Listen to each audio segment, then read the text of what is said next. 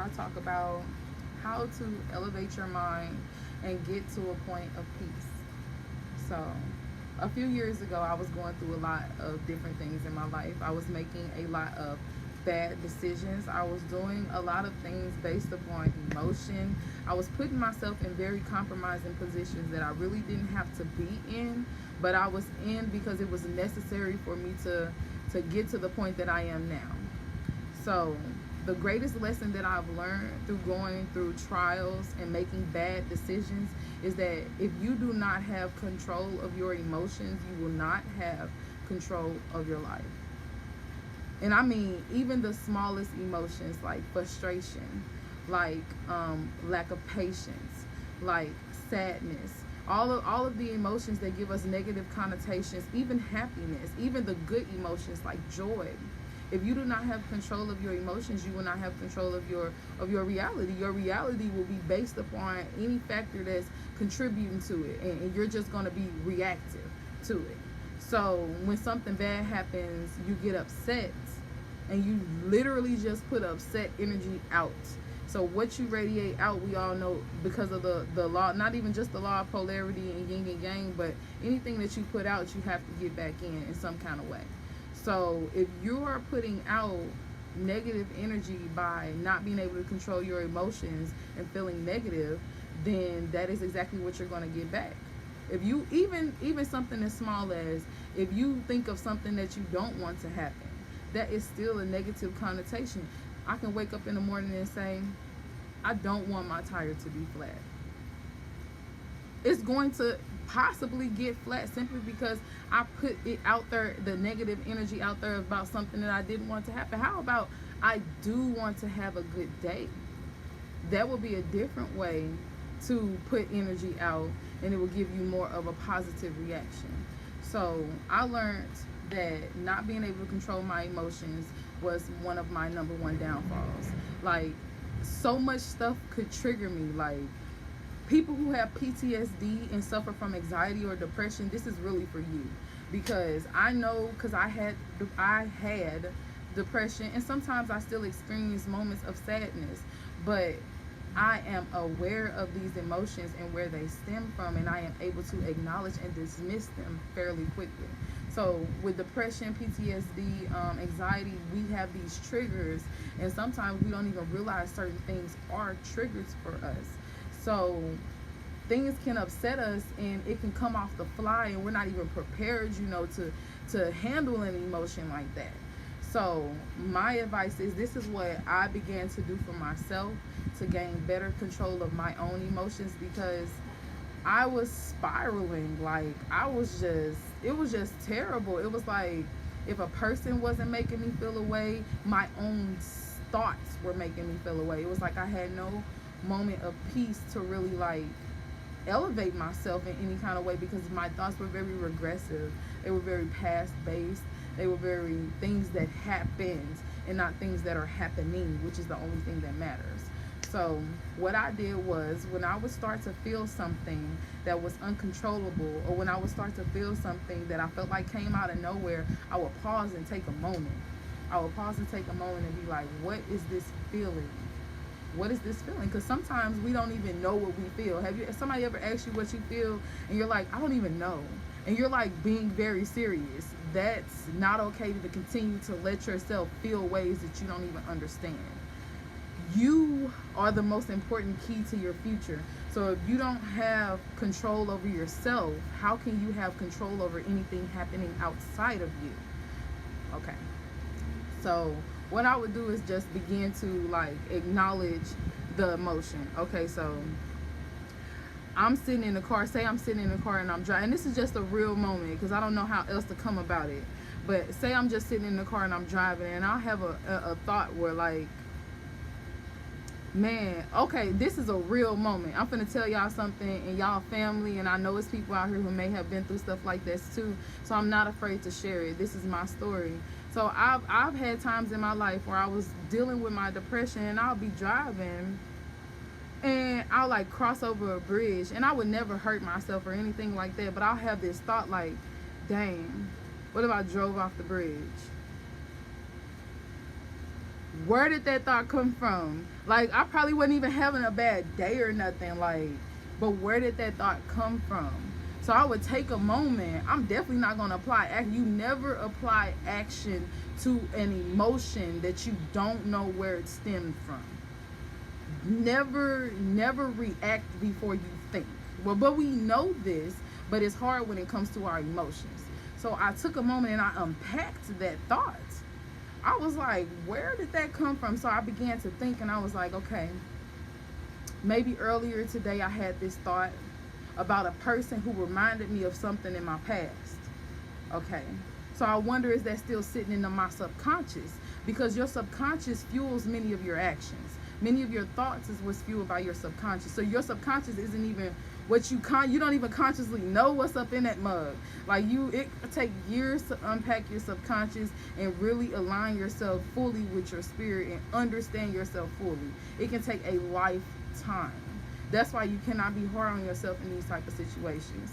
But like I was saying, I unpacked where that came from, and I remembered that it was an instance earlier that day where I had a flyby thought.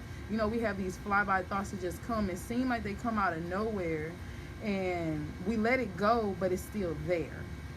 So I had one of those thoughts, and I guess it regressed me back to my past way of just feeling very sad and just detrimental. Like, why don't you just do it? That's crazy. That's crazy. Because there's some people out there in the world who would have a thought like that and not be able to control themselves, and they will actually act on it. So from me acknowledging that I'm still having problems facing things in my past, now I can take a moment or some days or some weeks to really deal with myself.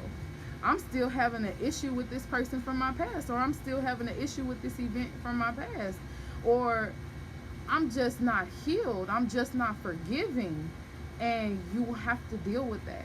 If you do not deal with the things that trigger your emotions, you're never going to be able to control your life, ever. So that's one of my first steps, is acknowledging my emotions and figuring out where they come from. And then after I've done that, after I figured out what the emotion is, my next thing is to figure out how to let that go. I don't want to feel that no more. I don't want to think that no more. I don't want to go through that no more. I don't want to make the same mistakes. I don't want to be around the same people. So I have to change some things. So if that's what triggered me, now I need to figure out what triggers me to be instantly happy, or instantly joyous, or instantly light. What raises my vibration? Because if I can't control my emotions, and something as much as a flyby thought can ruin my entire day, then I have to figure out how I can flip my emotions back just as quickly. So for myself, that's music. It's not always music with words, because music with words can guide your emotions. And you don't really want your emotions to be guided. You want to be the person guiding them. So most of the time I'll listen to like some hertz, like 432 hertz or 528 hertz. And this is something that you can look up on YouTube. It's just the sounds that the earth and nature makes. And it really resonates with our spirit. As we begin to study more about our spirit, we find that we have a lot of connections with nature. So when you're trying to bring yourself back to a place of peace, that could be a good place to start. I don't know, some people like puzzles. Some people like just something to make your mind instantly snap back from that. I don't know if it's calling somebody. I don't know, but it needs to be something that's positive, because you have to be able to take yourself from sadness to happiness. That is how you get control of your life. If you are having a bad day and you can evaluate, you had about 6 hours of bad day, and you can stop and be like, hold up, I'm not finna keep having no bad day. Right now, I'm finna have a good day, period. Mind made up. Can't nobody tell me nothing. I'm having a good day. When the next person who asks you how your day going, you be like, good. It's going great. How's your day going? I'm blessed. Watch how your day change. Even if you gotta fake it till you make it, even if you don't really even feel like that, just say it. Our words are absolutely powerful. Why do you think they call the making of words spelling? What is a spell but something that you cast into your reality? So be careful what you speak, because what you speak and what you feel is what you are, and what you do and what you see and what you experience. It all begins with you. When I'm not very religious, but I'm very spiritual. But a lot of religions liken you and what is inside of you as far as your spirit, liken you to the God that created you. So if you are likened to them and you have the same power as them, why wouldn't you want to tap into that? That's your instant gratification right there. Once you begin to be able to control your emotions and your thought processes, you'll get instantly in your reality what you desire. So that is my second step, being able to flip my emotions from this to that. That is a skill, and it's not easy, and it's definitely something you have to practice through meditation and getting very comfortable with yourself and being by yourself and being in your thoughts. You have to really get to a place where you do truly love yourself and you do truly forgive yourself for everything. Because a lot of the times we think it's other people we need to forgive and let go, when it's really ourselves that we need to forgive, that we even put ourselves in that position or that situation. You know what I'm saying? Because no one's harder on you than you. But once you master yourself, you're going to gain so much in life. Like, your eyes are going to be open. Like, you could be living in a box on the sidewalk, but if your mind is elevated, you are in paradise at all times. You are happy at all times. Nothing can upset you. Say your tire gets flat, so just go get it fixed. Don't let it ruin your whole day. Say someone said something mean to you, so tell them to have a blessed day and let it go. Like, let it go, like, instantly. And like I said, that's something that has to happen through practice, but we can all gain control of our emotions. It's an important first step of elevating our minds. So if you found this message useful, if you found this message something that resonated with you, please let me know. If you have any questions or comments or need any advice about any of your life situations, please inbox me or comment below. Please subscribe, please like, please share. I am so happy that you sat with me through this talk. I love you so much, and I hope that you have a great rest of your day, a great rest of your week, just a great rest of your life, because it's possible. Let this not be the last video that you watch though, okay? Click that subscribe link. I love to see my family again.